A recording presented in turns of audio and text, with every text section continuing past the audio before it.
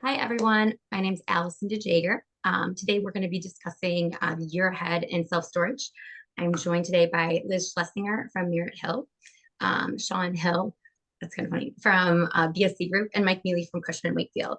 Liz, can you tell us a little bit about yourself and your experience in the industry?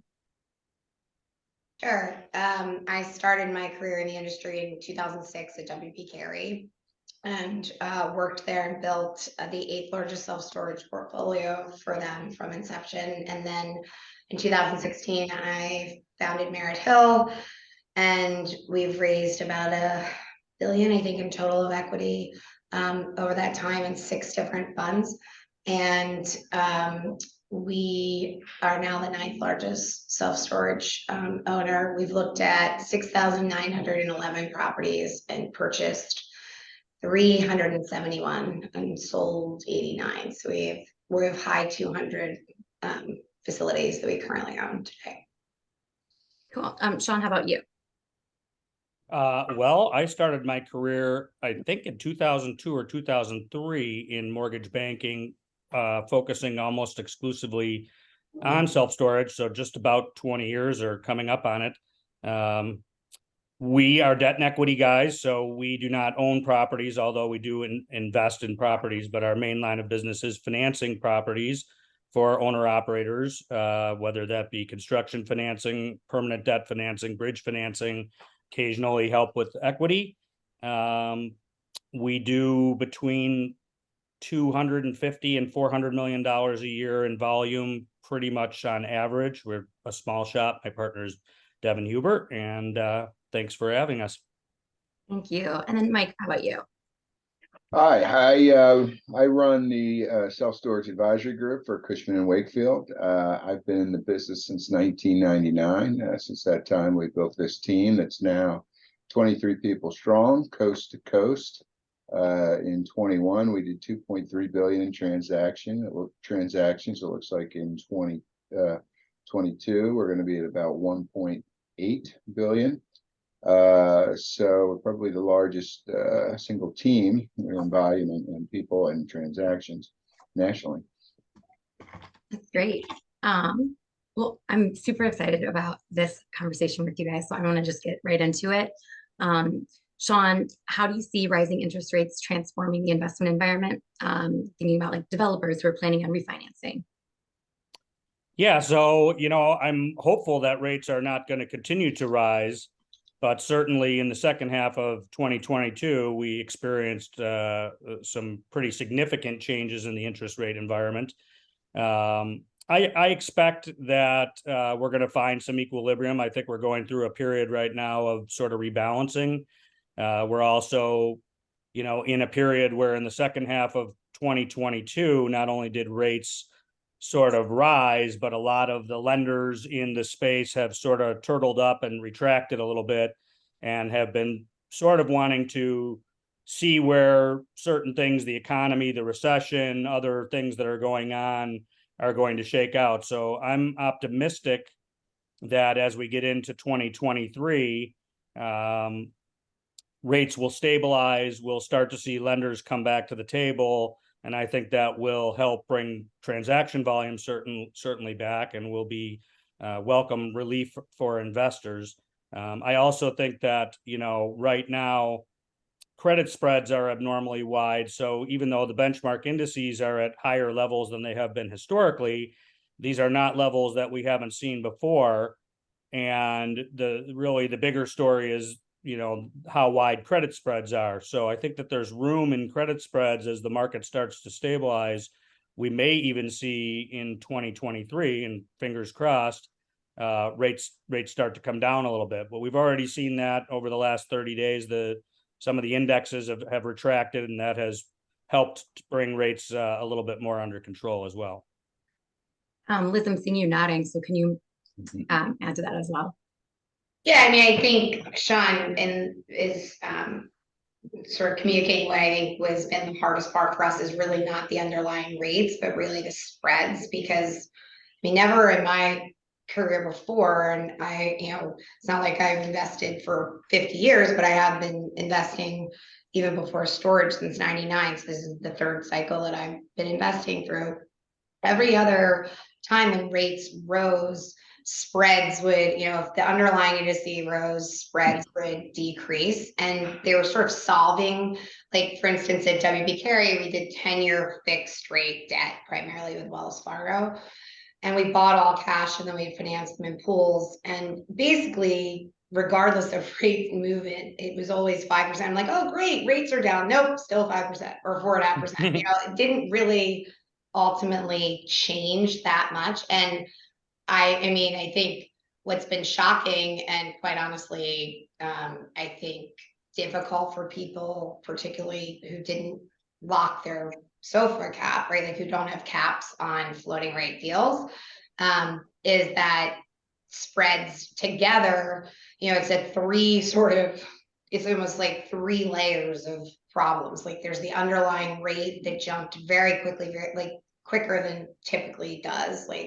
And then the spreads also are wider than they've been historically. And then in addition to that, the rate caps are enormously more expensive than they used to be. So, we use floating rate debt, and we were actually in the market in September with a cash out refi, which also are sort of like yesterday. I mean, you could still do them, but not to the extent that everyone was doing them up until the last few months. But when you factor in the cost of the cap and you sort of blend that cap into what the underlying rate is and your spread, our rates can be like, that debt, the cap went from about, I want to say, $1 million to $5 million over the time between when we were negotiating and when we ultimately bought it and closed. And that ended up making the debt go from like 6.5 blended, to almost 8. Because the cap is only for 2 years, 2 years, so you divide it. So basically, I think that's the thing that's so unique. And I personally think it has a lot to do with the fact that this is the first time since the GTC that we've had rates blow out. And I think the government now is controlling both sides in a way they haven't in the past, because they are, like they're doing all of these credit ratios in the banks. So the banks have got much less flexibility in changing those spreads. And, it's kind of been a dramatic reduction in value. That means that lenders don't have the room in LTV that they otherwise would expect to have, that had. So they really don't have the liquidity. They have the liquidity, but they can't still meet those credit ratios that the Fed has in place to lend. So I think that's part of what's going on, at least. I mean, I don't know. I'm just trying to figure it out. It's a hard market to figure out. Mike, can you add to that at all? Well, I mean, the rising rates have definitely slowed down the number of transactions, but that's not the only thing. I mean, there's definitely a concern over the slowdown of rent growth, and the ability to maybe overpay, or be a little more adventurous in what you could pay, because everything was going gangbusters. The threat of recession, even though recession is good for self-storage, it's not good if you're not getting rent growth and your vacancy rises. And if you're if you're basing your underwriting on 97% occupancy and 10% rate growth every year, it's that's a tricky thing. So we've all been spoiled over, at least on our end, over the last 2.5 years, or 2 years, I guess, since COVID started, because the prices have just kept going up. And we're starting, I think, to see more normalized buying metrics. It was who cares what the cap is? We're looking at year 2 and year 3. Well, that's not necessarily the case anymore. You got to have something coming in. And buyers are, they're not really ready to accept that yet. So the bid-ask spread, I think, is going to slow down number of transactions. That's not the only thing. There's just not as many new facilities coming that are going to be ready to sell. So many were sold in 21 in the beginning of 22, and then the new construction hasn't kept up. So that slows it down as well. People who maybe bought in these last 2 years, they're not hitting their IRs like the people who bought in 18, 17, 18. So they're going to have to hold it a little bit longer. Now, listen, we went as an industry from probably 9 billion to 23 billion in sales. This year, we're projecting about 13 to 14 billion. You can't keep that up. So, like they're saying with regular occupancy, a return to seasonality and normalcy, I think that's what we're going to see in transactions. With one last thing on the rates, though, I think we are going to start to see some distressed sales. We've been looking at a couple of people who's didn't put that cap on their rate, on their bridge, or in lease up, and who are in trouble. And they're going to have to sell, as are people who You told me you were going to keep that a secret. As are people whose loans are coming up, and it's not a surefire refi in a lot of cases, and they may be forced to sell unless they have more money. So that'll add some to the transaction pool, but I don't know that it's enough to make up for what we've seen over the past couple of years. And I kind of just want to dig a little deeper at that, because we obviously can't keep up with the growth that we did see over the past couple of years. So, Mike, what do you think are some realistic expectations when it does come to rental and occupancy rates? Well, I mean, I think because there's not really that much new product coming online.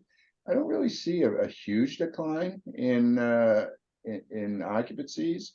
I mean, I think the REITs were saying a couple of percent, 1 or 2, but I mean, is that really a huge hit if you go from 96 to 94? And that's still pretty darn good, on physical. Now, rate growth, we still see people underwriting 4 to 6%, which I think is still pretty, pretty good. Although you got to factor inflation and what are your expenses going up.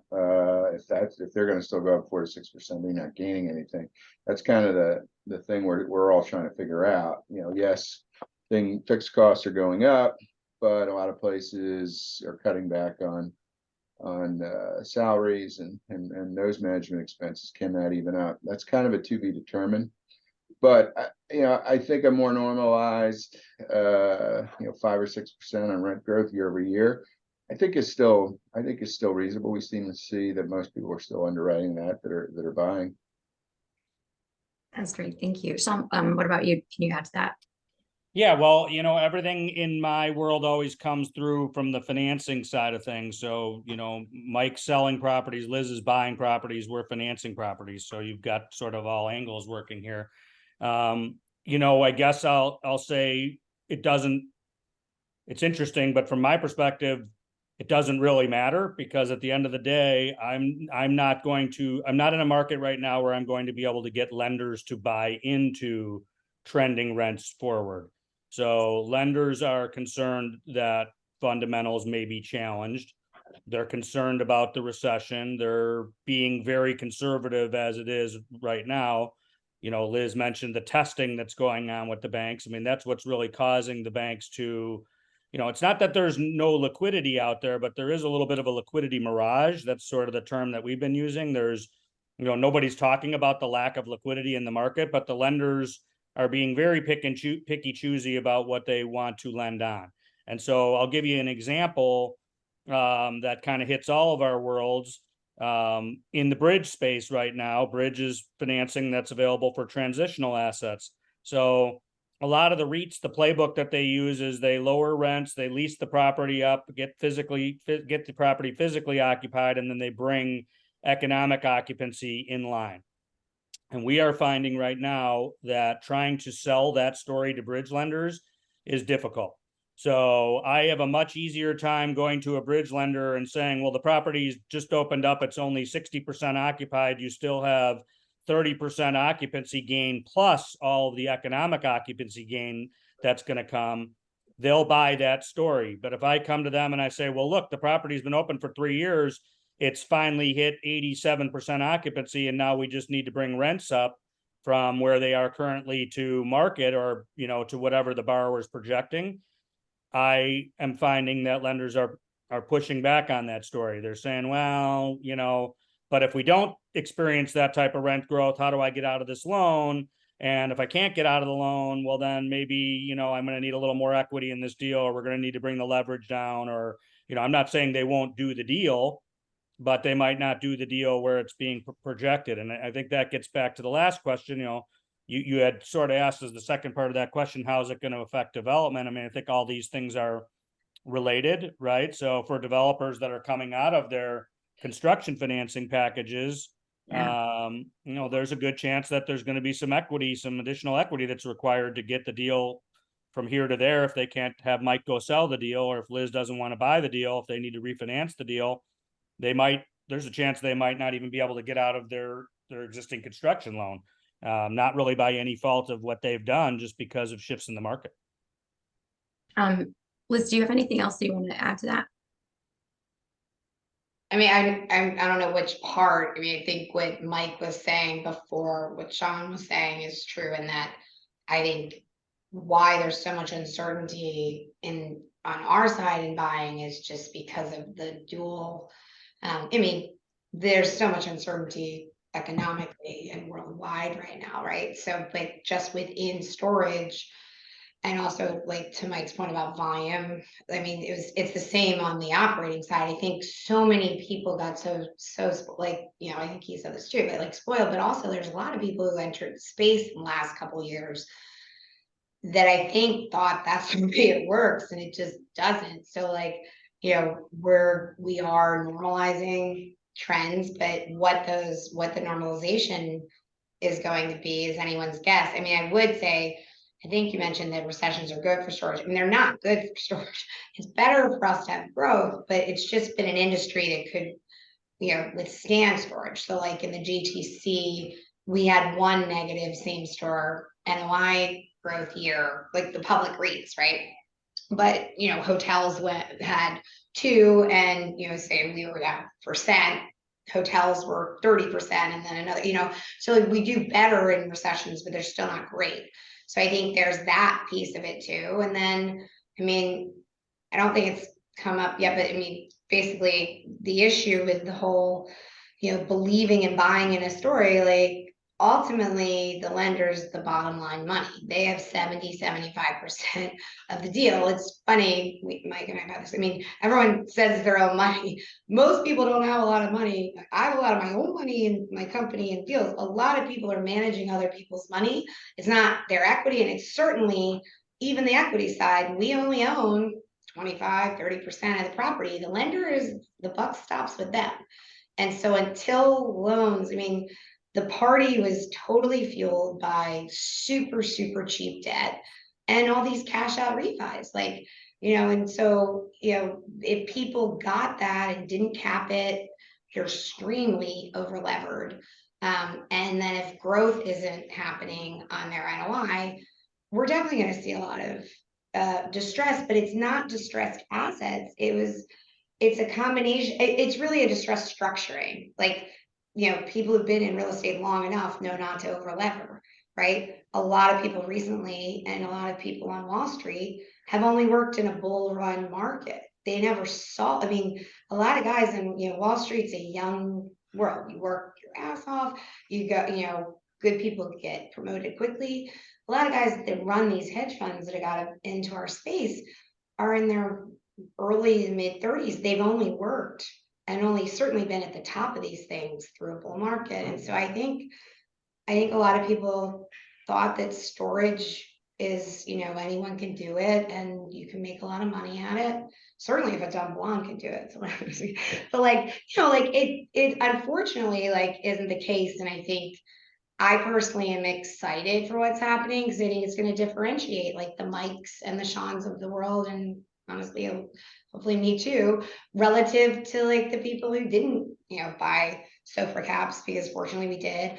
And, we have grown NOI enough to withstand the rate increases. I'm not saying it's fun, but we're not in stress, right? Like it's not as fun as it was when everything was going up and up, but there's a big difference between that and being, the owner of a company with everything like potentially at loss. So I do think there's going to be people who structured their deals poorly, and Mike's gonna be selling them. Hopefully, hopefully I'm gonna be buying them. Hopefully they'll be The realistic. highest bidder is, of course, you'll be the best.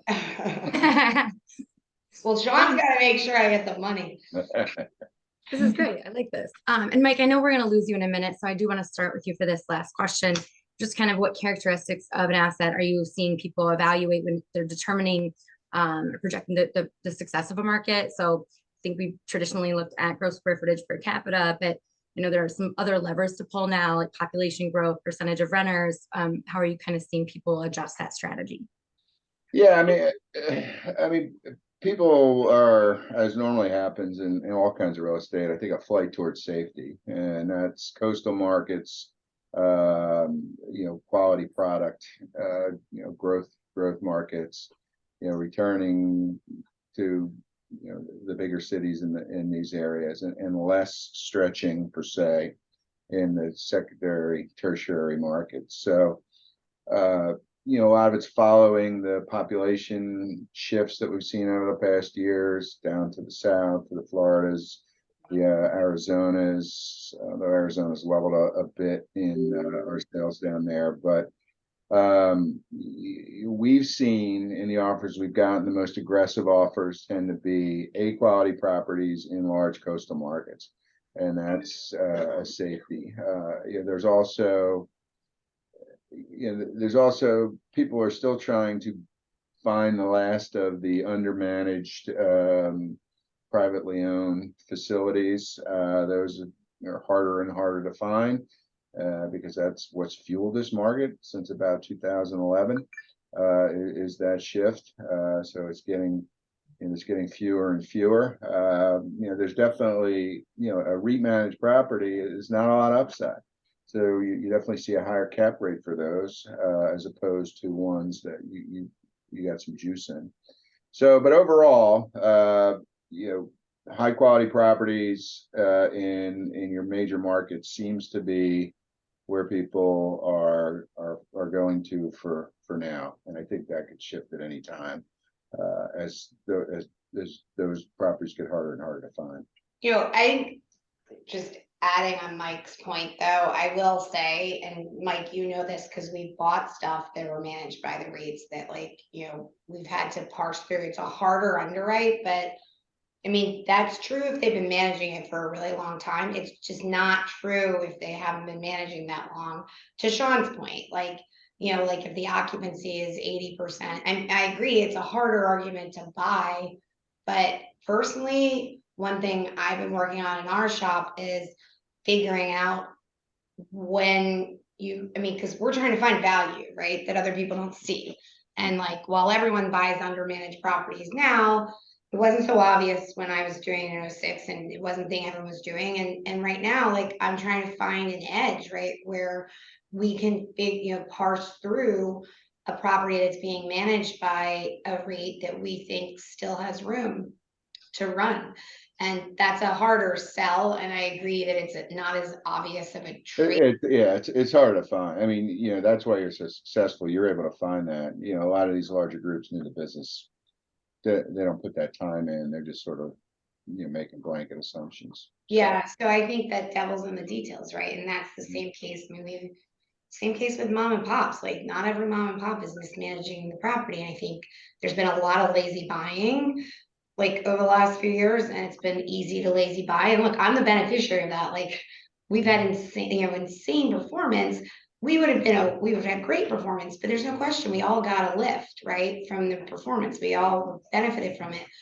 The problem is the people who had no margin for error in that, and parsing out where things are going to go and where that value is going forward. Mike, go ahead. Shawn and Liz, we'll keep it going. Thank you so much, Mike. I really appreciate it. Thanks, guys. Sorry. We're just getting ready to break out the cocktails. It's okay, Mike. You're a big man on campus. I love it. No, Thanks, that's good. Mike. Shawn, can you share what you're seeing on your side of things? Yeah, I mean, I think everything that, look, as usual, everything that these guys and gals have said is spot on. We are, I think one thing that's it's not unique to the BSC group, but we service institutional clients that are very, very keen on purchasing, really high quality assets in major markets, but we also service a lot of smaller owners and operators that operate in secondary and tertiary markets, right? And so I will say that just, you asked what's driving transactions. I think that the lending community in general has gotten a lot smarter about self-storage. When we started in the mortgage banking business servicing self-storage owners, it was because a lot of the lenders didn't really understand the product type and they were having to be educated. Today, in some ways, they're a lot smarter, but not smart enough. So everybody's heard 7 square feet per capita. And so God forbid, if you show a lender a deal and they see that there's 11 square feet per capita, they immediately want to talk about why is this market saturated? And we have to work really hard with people like Liz who are smart to be able to show lenders, no, look, like all these properties in the market are really well occupied. They're experiencing rent growth. Like this market's not saturated, right? And so as an industry, we've done some things to shoot ourselves in the foot because we've thrown these sort of terms and sort of rules of thumb around that now everybody's decided are the code, right? And that's not really the case. Some markets may be saturated at 4 square feet and some markets may be able to have 20 square feet. I mean, you got to get into the deal and really figure out what's going on with the property and with the market. But we have found, I think we've had to really now start to go into the smaller markets, into the local and regional banks that are operating in those areas, credit unions, as an additional source of capital. Not that we didn't do that before, but a lot, as to Liz's point, when the market was all, cash out, long-term fixed rate, let's slam a sub 3% rate, 10 years IO, then you're talking about Wall Street, CMBS, life companies toward sophisticated capital, right? But now we're really having to go into the market and talk about, what can we trade? How much does the recourse, non-recourse trade buy me in rate, right? Can I get a better rate if I'm willing to sign? Or, having to really look at the structure of deals to figure out what's really driving the transaction and how do we put a financing package in place that can make this deal work or rescue this borrower or, and so, but to your point about, because we're not owner operators, I'm not as focused on all the time as what's driving the transaction that I'm going to buy. It's more geared around how am I going to answer the lender's questions and get them comfortable with this deal. And so what I find today is a lot of that is undoing some of the doing that we've done before. So we've educated these lenders in a way now where they think they know everything about storage, and we have to now say, well, wait, let's talk about that before you simply dismiss the deal because there's more than 7 square feet per capita in the market, right? I mean, we have to be smarter about it than that. And that's honestly like what I would always say, like what I say and what we try to do is you got to do the work, right? And like there is no free lunch, and it may look like all we're doing is running around and buying little deals and we're just kind of like, but it's so, I mean, you really have to dig in. And I mean, I was actually looking while you were talking about finding an example of a market that's crazy where, and this is one thing that's good about this space is that you can make like a toe dip without a huge amount of equity, right? I mean, versus like a lot of asset classes just have a larger purchase price attached to them, then our assets are a lot smaller. So we bought an asset in Albuquerque of all places, and probably shouldn't be telling all my secrets, but No, keep it going. This helps. But I'm trying to help you, Shawn, here because like everything is wrong about the demos. It's like a 3 mile. I'm actually looking at the whole group of our 6 that we own there now is minus 30%, minus 0.3% population growth. Only 48,000 3 mile income, 23.1% Square feet per capita. Okay. But like we're over our revenue projections because that's how I look at a lot of this. Like the market moves, but did we underwrite it right? That's what we can control. We can't control cap rates, but we're up 19.8% in that market relative to our original revenue underwriting and 22 sorry, 43.2% on a deal to date basis to our NOI. And candidly, that's because, you know, you have to use some rule of thumb. Like, what are the lenders supposed to use? What am I supposed to use if like there's this trend? Like, you kind of have to like at least be certainly a little bit more conservative. But what's happened is when, again, like, I mean, when Shawn and Mike and I really, you know, we've all been in this space together a long time, it wasn't as clear when I was buying then that there was all this lift that could happen, right? And again, some of that's been COVID, but there has been a huge change in the way these are run because of the sophistication of really, like, you know, the extra spaces of the world that really brought technology into our space through revenue management. And, you know, Cube, other REITs are doing similar things, and that innovation has made it so much less clear. I mean, to that point though, in Albuquerque and getting into the deal, like, one thing that we found is that the zoning makes it such that a lot of store, right? So like, you have to really dig in. Why is it 23 per foot? Like, is it because that's the only area you can build storage, and therefore you're really drawing on a larger audience of customers, right? Like, again, like, the way to make money is not the, like, you know, that's not what unfortunately I've been doing for the last, you know, 16 plus years in the space. Like, I wish it were that easy. Like, you really have to think about that. The same thing with like the 3 mile radius. Like, clearly that matters. Like, the radius is very different in a city versus tertiary market, but also, like, you know, we look at assets that are in really dense parts of Florida that the 3 mile population kind of sucks because half of it's in the ocean. Like, you know, like, it's just things like that. And like, it's common sense, a lot of it, but like, sometimes it's a little scary to make that leap of faith, and particularly in this market, which is why I think Mike before meant to say that sellers are going to have a hard time to come to terms, that he said there's going to be a high bid ask, but I think he said buyers, but like, we're going to have to come, I mean, buyers are sort of coming to terms with the fact that we can't really underwrite as much uncertainty as we were and give away that risk, as, you know, that we were, because the truth is we were all taking really large risks like before. I mean, we were buying 3 cap deals that we thought were 8.5 market yields, and a lot of them that turned out to be right. In this market, we have negative leverage at 3.5. So like, if you're wrong and it's wrong for a long time, like, you're really in trouble. You're screwed, right? Like, so like, you could take that 3.5 cap and believe in it and believe the rents were going to get to your 8, but in the interim you are not going to be like really losing money hand over fist. In this market with the, you know, debt at 7.5% effective rate, if you're capping your loans, you're getting a LIBOR plus like say 300 over, which is pretty much where all the balance sheet loans are right now. That's really hard to do, and you got to know for sure it's going to happen quickly.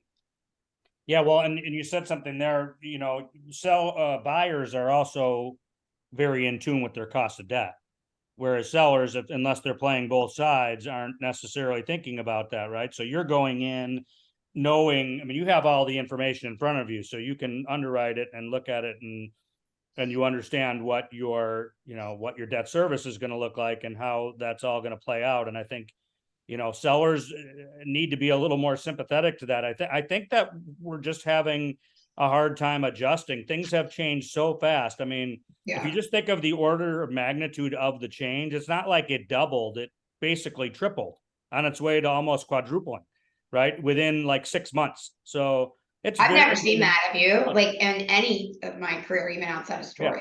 Things were moving so fast that we were putting Humpty Dumpty back together again, literally 2 or 3 times on a deal, because by the time we would put it back together, get everybody back on the same page, get ready to go back to the closing table, it had changed again by an order of magnitude that was significant enough that the lender wanted to talk about the deal again, because we can't hit our DSCR covenant, or we can't do this, or we can't do that. So, you know, that's the thing that really when the market just starts moving around and gets really volatile, it's, even if people want to transact, it's very, very difficult to do it. So that's where I think we can end the conversation sort of where we started it, which is, I think that look, we have the midterms behind us now. Everybody kind of knows the recession's coming. The Fed couldn't have made it more clear, but the lenders want to get back to work. They're not having fun sitting around not lending. I mean, they're all freaking out too, right? All my friends that work at the capital markets shops have basically been doing nothing for the last 6 weeks, and they can't wait for January 1st because they're like, we got to get back to business. So I'm I so do glad think you that, said that. That's what I keep banking on. Like lenders need to lend.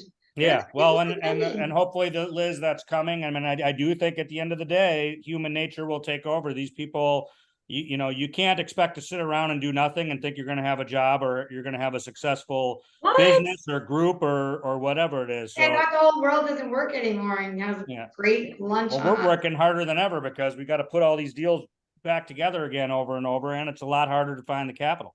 So we're having to work at it a lot harder. But Shawn, that's the beauty of our business, and it goes to sort of like the frustrating part of it. Like you can't generalize. Like people want to generalize what works, and it's the whole like it's the local market that we all say, but we all want to be able to generalize, myself included. Like it'd be nice to have some like quick and easy metrics that were for sure thing. Right. Nothing is for sure in investing. That's the thing. You take a risk. That's how you get the returns. It's not, it all looks obvious in hindsight. I can tell you, like, Ann Hawkins just joined our company. Amazing, amazing. It's fantastic. So smart. And you know, she said to me once, she's like, do you just look at it and like in a minute, you know? And I'm like, no, like, I mean, look, there are some deals that from a mile away are a great deal, but it's not even for me. Like I dig in still because it's not, particularly in this market and the market before things were so tight, it definitely wasn't for sure because we were making some huge bets and risks. And I can tell you that some of the deals, like the Albuquerque deals that we are like killing it on now, like that wasn't an easy decision for me to make, you know, and it looks easy, but it's not always easy. Like I mean, I have confidence in myself, but like fortunately, for better or worse, I'm not so overconfident that I really kind of stop and check myself when we're making these decisions. So I don't know. I think it's me. I think the uncertainty piece, like, and the human driver that you were mentioning, Shawn, is also why our business works. Like our business, I could never invest in tech. Like technology, like you gotta assume that people are gonna start doing something they don't otherwise do. And like storage works because we all love to buy shit. We don't like to get rid of shit. Like, you know, we're connected to our children and the cards that they write for us. And then in addition to that, the lenders need to lend piece. I mean, that's why cycles happen. Like we all just run in a herd together. It's really scary to be sitting in the corner doing what someone opposite of what everyone else is doing. Like, you know, I was in a panel that Mike was the moderator on in Palm Beach with a bunch of people, and every single one of them wasn't buying. And I looked around, I'm like, yep, I'm buying. And that's when you have to make that call. But it's not an easy call to make. Like that's when you should be buying. That's when you should be lending when no one else is doing it. But that's the harder time to do it. Yeah, we've got a lot of clients that are feeling that way right now about development. So they're developing right now, and you know they're convinced, which I think that they're right. If they can find deals where the yield on cost works in this market, and they have the equity and the track record to be able to go get loans, even if it means they have to put a lot of equity into the deals, they're committed to building through the cycle because they feel like that those properties are going to be massively valuable when they come out of the ground and start leasing. That's what's awesome though, because that's smart money. Anyone who has the equity and track record to develop in this cycle, they know what, I think most of them know what they are doing versus the people who are developing towards the end of the last cycle. I mean, the Carlyles of the world, I mean, God, they timed that perfectly. I'm sure it wasn't obvious, but like they were building in 2012 when again, it was like, that was a hard time to get comfortable. Yeah. I mean, again, these decisions that have been genius, like I'm sure weren't easy for them to make, but like the people who are developing right now to have the equity to do that, you have a pretty damn good track record. So like that's a good thing for our industry because not only is there a very limited supply, you really have to have hopefully know what you're doing to be developing right now. Yep. This is so great. Like really, We really love the industry. I love it. I just learned It's so been much. it's been very good to all of us. It is near and dear Yeah, to it's our a Yeah. heart. great. And it's fun. These panels are fun because a lot of us have known each other for a really long time and been, Yeah. the industry's like really cool now, but we were in it when it wasn't that cool and we weren't that cool. So, we all It was kind of, so much more fun then. yeah. That's the one thing that I've been most worried about is that it's gonna change. And the silver lining to me about this a little bit is I think a lot of the bigger money may get out when they realize. I mean, I don't think all of them have done that well that got in and out recently. That got into it recently. Shakeups are always good. It thins the herd. I mean, we've seen it before a couple times, and it's painful when it's happening, but it can be a good thing in the long run. And I do think I firmly believe it'll be a good thing for our industry. Look, I mean, our industry keeps trying to overheat itself, and then things keep happening to tamp down the flames, and that's we haven't really had the big get burned moment yet, like a lot of other CRE sectors have had. And I Don't think want that that. Not quite that, please. Not quite no, that. we're not, I don't think, Not but a I think we're lot. gonna save ourselves again. I mean, I think that this is gonna be a good thing. It's painful right now, but I think the little pause here that we've experienced through the second moving into the third, definitely fourth quarter of this year. And look, I think the beginning of next year is probably going to be a little bit painful. I don't think all of a sudden there's going to be transaction volume is going to be right back where it was, or rates are going to be back at 4%. But as we were talking about earlier with the credit spreads, like just consider this: if credit spreads normalize, you could get 100 to 100, almost close to 200, maybe 150 basis points of rate reduction just in spread if you left the index where it's at right now. Right? CMBS is, if it's at 300 over, there's been times where I've in my career where it's been 90 over, 100, 125 over. So if you take those types of spreads and apply them to the current benchmark index, It's back. you're right back to 100%. yeah. And then you also take caps because the volatility is causing those caps. I mean, it is a really tricky time right now. The worst, I mean, it's the worst I've ever seen it in terms of debt costs. And we've just been, again, spoiled over the last. The one thing I will say that I'm very excited about, though, is that I just closed, I'm raising a 400 million, 425 hard cap fifth fund. And we just closed on 125 million, 2 big LPs. Good for you. Discretion. Merry Christmas. And last night I was out with a lender. So now I don't have to work for any boys anymore. Well, the LPs maybe. You might want to edit that. But I was out with a lender last night, and we got a $200 million balance sheet loan too. So we're like in business. We're going to be buying. Just hopefully can figure out where we're going to be buying at. Because look, it's such a good business that unless you screwed up your debt, you're not in distress. And so those undermanaged properties that Mike's talking about that we've always tried to find and buy, why would they? It's hard. It's a hard thing to part with right now, unless you have reasons to do so.